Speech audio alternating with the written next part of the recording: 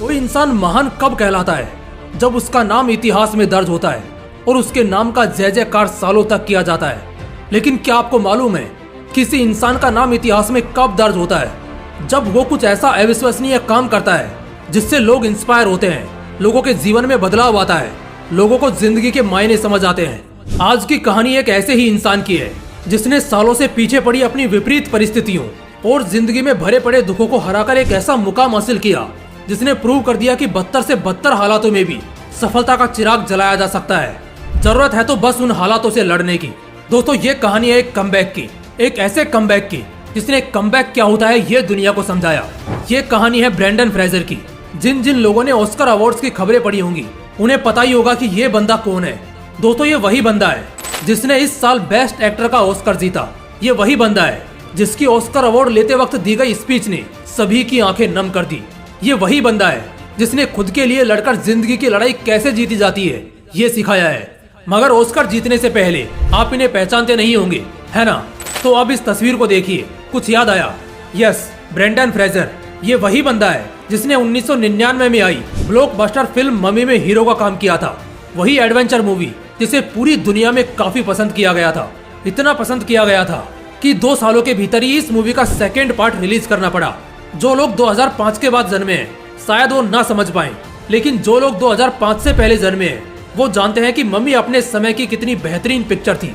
ये mummy film ही थी जिसने ब्रेंडन को फिल्मी दुनिया का बिग डैडी बना दिया था। मम्मी और भी कई मूवीज की अर्थ सेटरिंग सक्सेस के चलते इन्होंने अपने टाइम के हाईएस्ट पेड एक्टर की सूची में अपनी जगह बना ली थी। 2002 के बाद ब्रेंडन की जिंदगी का बुरा दौर शुरू हुआ। पहले तो 2003 में हॉलीवुड इंडस्ट्री के बड़े बड़े लोगों ने ब्रेंडन से छेड़खानी की और उससे दिल नहीं भरा तो पिक्चरों में काम देना बंद करने का ट्राई किया। लेकिन ब्रेंडन इतने प्रतिभाशाली कलाकार थे और उनकी फैन फॉलोइंग भी इतनी ज्यादा थी कि ये इंडस्ट्री को चला रहे बड़े बड़े लोग उसके करियर की रफ्तार से दौड़ती गाड़ी को रोक ना सके।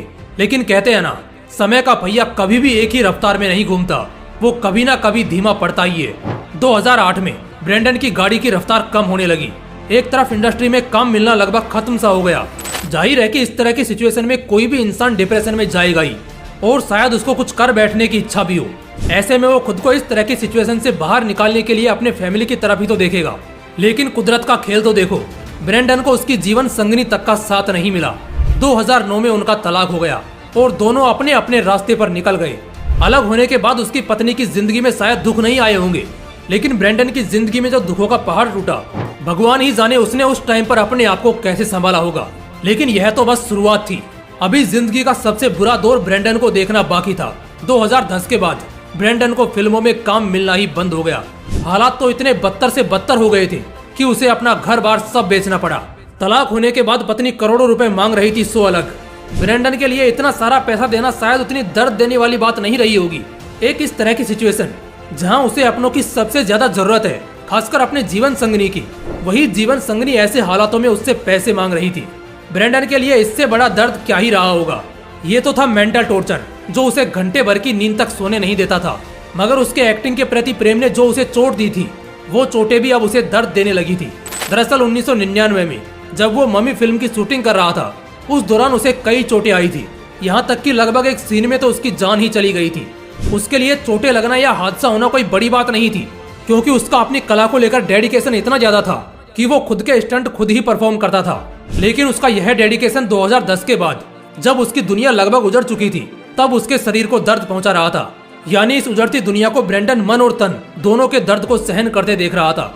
मन ही मन उसको लग रहा होगा मानो उसकी जिंदगी उसी तरह तबाह हो रही है जैसे जंगल में जानवरों की होती है जब कोई शिकारी एक एक करके उनको खत्म कर रहा होता है। सुनने में शायद यह उतनी तकलीफ दे कहानी नहीं लग रही होगी। अगर उस तकलीफ को समझना है तो ब्रेंडन की जगह खुद को इमेजिन करो और अब सोचो कि उसकी जगह आप होते तो क्या करते। ज्यादातर लोग तो इसे सहन ही नहीं कर पाते, मगर वो बंदा हार मानने वालों में से नहीं था। मानेगा भी कैसे यार? जिंदगी जब लेने के मूड में होती है तो किस तरह लेके छोड़ती है, इसका उसने नजदीक से अनुभव किया था। यह सोच उसे उम्मीद तो दे रही थी और उसे ताकत देने का काम भी कर रही थी। मगर जिंदगी में जिस उजाले की वो सालों से राह देख रहा था, वो अभी भी कोसों दूर था। उसकी लड़ाई जारी थी। इस लड़ाई में उसने अपनी माँ को भी खो दिया। चुनौतियों ने उसे इतना कठोर बना दिया कि कुछ भी हो जाए अब वो झुकने नहीं वाला। उसने लड़ाई जारी रखी।